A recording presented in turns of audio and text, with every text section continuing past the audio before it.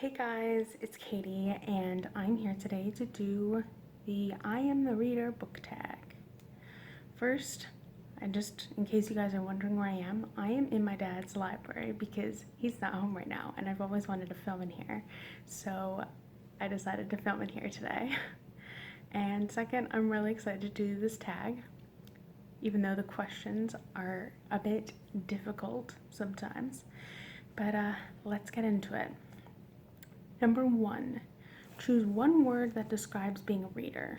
I think this would be different for everybody depending on the genres you read, but for me, I'm going to pick adventurous because a lot of the books that I read are fantasy or mystery and thriller, historical fiction, and so it's just you're always traveling or going on a journey. Number 2, what is the very first book you fell in love with? I think this is another one that's really, really difficult. I mean, besides Harry Potter, because that was definitely one of the first, I'd probably say The Hobbit by J.R.R. Tolkien. Number 3, hardcover or paperback? For this, I'm going to pick paperback. I just like the look of them on the shelf, and I just like the feel of them. They're lighter, and they're just less bulky, so I tend to like paperback more. Number 4, how has reading shaped your identity? Look at my face. I hate this question. It's really difficult. Reading has shaped my identity because it's made me more curious. It's made me want to learn more and made me want to experience more things. And it's also made me more knowledgeable and just want to have deep discussions with people about things. So yeah. Number 5, what book do you read when you need to be comforted? I'm going to preface this question by first saying that when I need to be comforted, I typically tend to go towards either fanfic or movies or TV shows before I go to books. I don't know why. It's just easier to access a lot of those now that I'm at school rather than books. But anyway, if I had to pick a book, it would either be The Hobbit by J.R.R. Tolkien or The BFG by Roald Dahl. Number 6, who taught you to be a reader, or did you do that all on your own?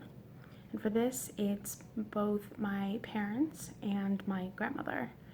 I read a lot with them as when I was a kid, and we would often, trade off on who would read what, or just pick fun things, read at bedtime, or my dad and I would make up our own stories. I remember my grandma and I, we made up, we did a puppet show for one of the stories we read. And so yeah, I've always found reading to be comforting, and that was just something that was always encouraged when I was younger. Number 7, describe your dream reading lounge. This is probably my favorite question. It's so fun. I have a couple of different dream reading lounges. Either I'd want one that was like a tree house, but when you walked inside, it was full of bookcases and winding staircases and a nice comfy couch. Not a chair, but a couch. And yeah, I could go and get a cup of tea wherever I want. So it's basically like a treehouse castle on the inside. On the outside, it looks like a normal treehouse, but on the inside, it looks like a freaking castle, and it's built into the tree. So yeah, that's one of them. Another one is just kind of like a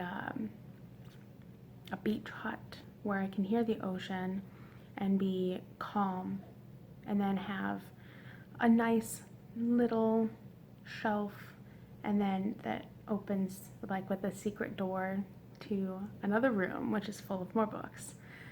So yeah, those are probably my top 2, but I've also got one dream in the mountains. So it's you go inside the mountain, and inside the mountain is this giant library.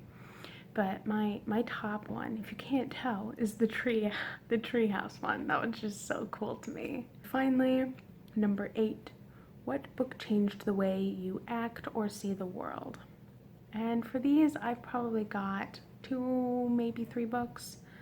The first is a series, and it's The Magic Tree House by Mary Pope Osborne. They are historical fantasy children's books, and they just take you to different points in history and talk about the significant events, and you're living through the main characters, and it just really made me fall in love with history and get a flavor for different areas of the world when I was really young. And so I just really loved that book. It gave me an appreciation of history and just like other cultures. And second is Just Mercy, a story of redemption and mercy by Bryan Stevenson, because of the way that it portrays the prison system as well as death row. You know, as we're taught and see through the news, we all see it through a lens and we only see one side. This shows you another side, and it's incredibly heartbreaking and eye-opening, and it just really changed my perception on certain aspects of the legal system. And yeah, those are all the questions. Tag Sky from Nettle Books, and then just I'm also gonna tag Shelby from Read and Find Out. And yeah, I think that's all I'm gonna tag. If you also are watching and haven't done this tag, I'd consider yourself tagged. But yeah, that's about all I've got for you today. So as always, feel free to like, subscribe, comment, follow me on social media. I have a Twitter and a Goodreads, which are both linked below. And I will come back with another video for you guys again soon. Okay, bye.